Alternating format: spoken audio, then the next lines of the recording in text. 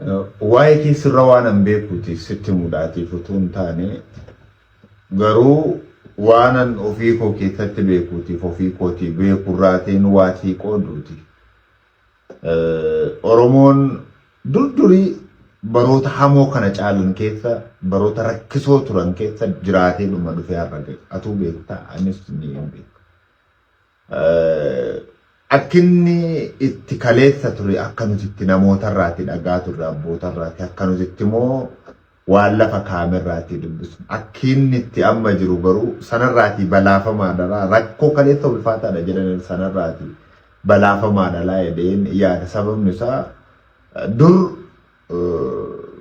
diinonni isaa humnaanis isaa cabsanii malaanis isaa cabsanii soogidda cabsuu jedhanis isaa cabsanii diinataa beeka akka diinni isaa humna isa caales beeka utuu mallolatu. Inni amma garuu galaana kolfisiisaa nama nyaatu sanna fakkaata. Mormor guutee guutayyee baga guute.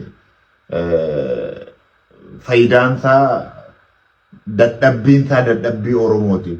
Keessumaatii namoonni biyya ambaa jiran kan ittiin dadhabin muraasa namoonni biyya keessa jiran waan qaban itti harcaafatan barataa yuunivarsiitii irraatii koostii barataa yuunivarsiitii irraatii eegalee amma barsiisota sadarkaa gadaanaa barsiisanitti kan dafqa keessaa hin qabne hin jiru. Garuu gaafan taa'ee yaadee ilaalu Oromoon kun addunyaan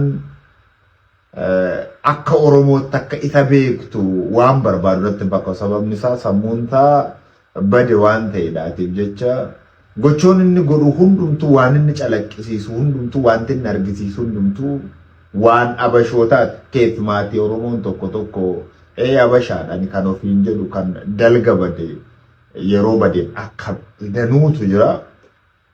Wantoota sana ilaaleeni dheengadda gaafa mormor guuteereedhanii mormor guutame biratti waan meeqataa jira kan itti rakkate kan itti dhame Oromoo.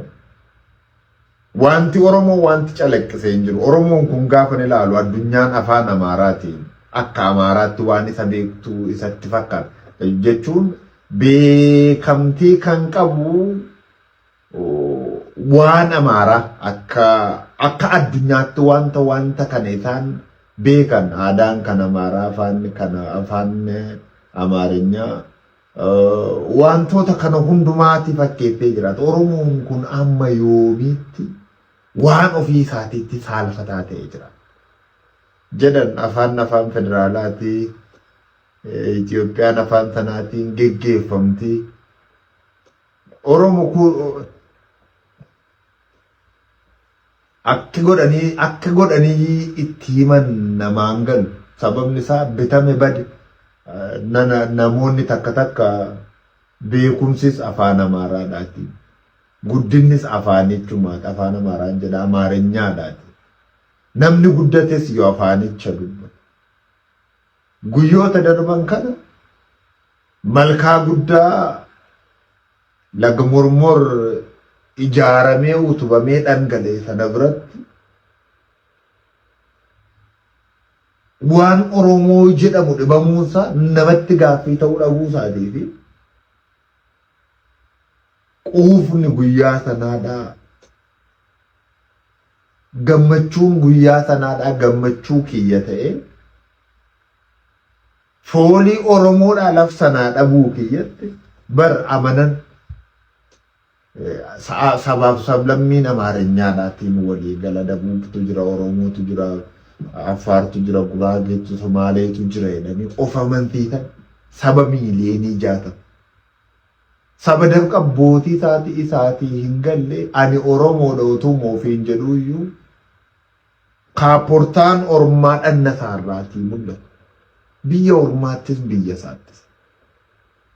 Sabni kun akka sabaatti eenyummaan isaa kan isaan mararre kan natti fakkaata. Guyyoota sana caalaa garbooma keenyaatii fi bitamuu keenyaatiif wanti na dallansiisee hin jira. Hin yaadattu sagantaa tokko qopheeffachuudhaatiif uummata Harargeeraatii boqqa'e guutummaatti akka itti abee dongoroota ajjeesa. wanta kana anjeffachuudhaaf Oromiyaa keessatti gooliin karaa garaa Moyyaaleetti, Maddoolaa, Maannee, Baaleetti, Dir'aawwaatti, Oromiyaa keessa qixxa hundumaatti nageenya booressan Oromoon fokas godhee gaafanni bakka sana ilaaluu barbaadu waan ofii isaanii qindeeffachuudhaaf. Jabana Oromoon utuu kolfuu nyaatamuuf deemu waan hundumaa dhabuuf deemu. Jabana Oromiyaa guutuu keessaatii nagaan ilmumti isaa nagaa, dhallumti isaa nagaa isa dhawu. Kana amanuun dhalluma isaatu Oromoo nagaa dhawu. Sun baay'eedha. Mormor lubbuu caala. Mormor haadha caala. So murtoonan keessa. Garuu akka amma jirru kanatti akka nuti taanu waggaa muraasa boodannu. Waan qabnu turre xinnoollee isuma afaaniin dubbatan dura afaaniin hin dubbatamu amma afaaniin dubbachaa dulloo. Olumaan ilaalla deemteen.